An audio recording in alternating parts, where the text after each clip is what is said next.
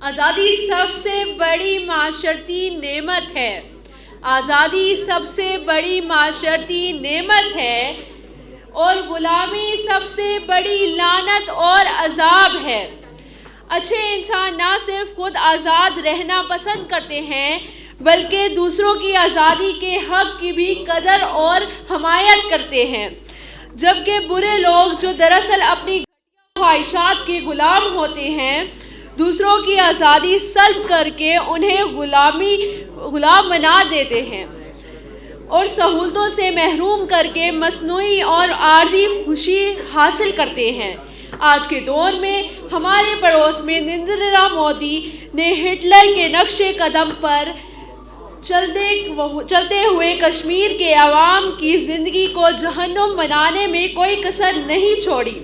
تمام زندہ زمین لوگوں بالخصوص پاکستانیوں کا فرض ہے کہ دنیا کو سیکولرزم کا نقاب اوڑھے ہوئے نریندر مودی کے مظالم سے آگاہ کریں.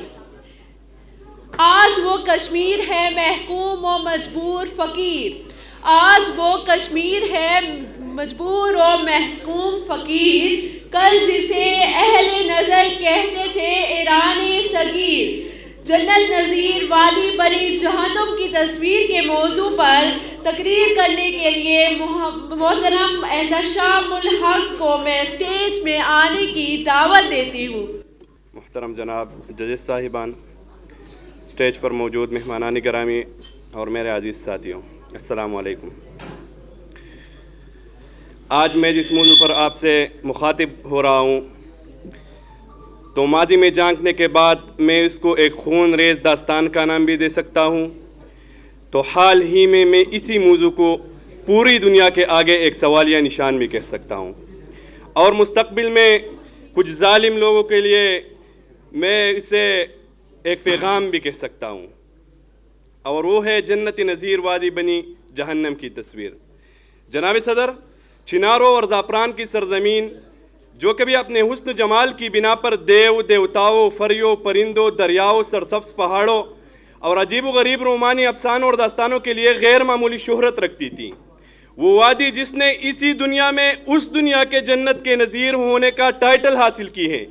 لیکن افسوس کے ساتھ یہ داستان سنانے جا رہا ہوں کہ ہندو RSS مودی ہندوتوا اور غنڈہ گردی کی وجہ سے 7 مہینوں سے جنت نظیر وادی جہنم کی تصویر بن گئی ہے.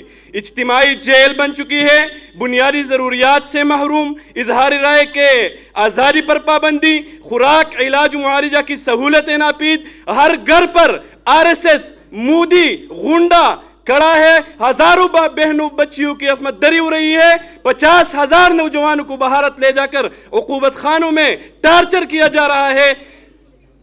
ان کے ماں باپ اور ان کے بوڑھے ماں باپ کے ذہن میں بھی اب موت و زندگی کا کوئی فرق نہیں رہا. جناب صدر، 72 سال سے کشمیر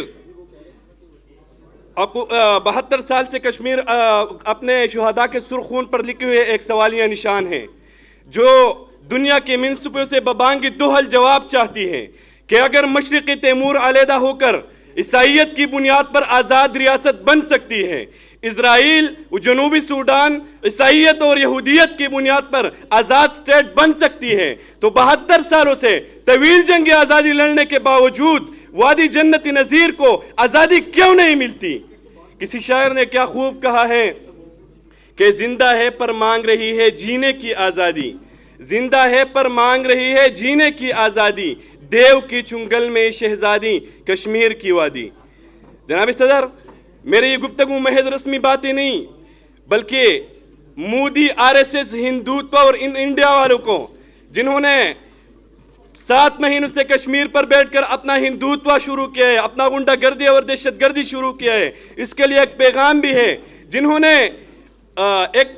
نے کہ مودی اور BJP جنہوں نے ظالمانہ ایکٹ CAA اور NRC کو پاس کر کے اور آرٹیکل 370 اور 35A کو ختم کر کے کشمیر کے خصوصی حیثیت کو ختم کر دیا گیا ہے، ان لوگوں کا خیال ہے کہ ظلم نے ختم نہیں ہونا ہے اور ظلم کے اندھیری رات پر روشنی نہیں چلانا ہے. انشاءاللہ یہ ظلم کے اندھیری رات ختم ہوگی اور ایک دن یہ کشمیر بنے گا پاکستان. والسلام.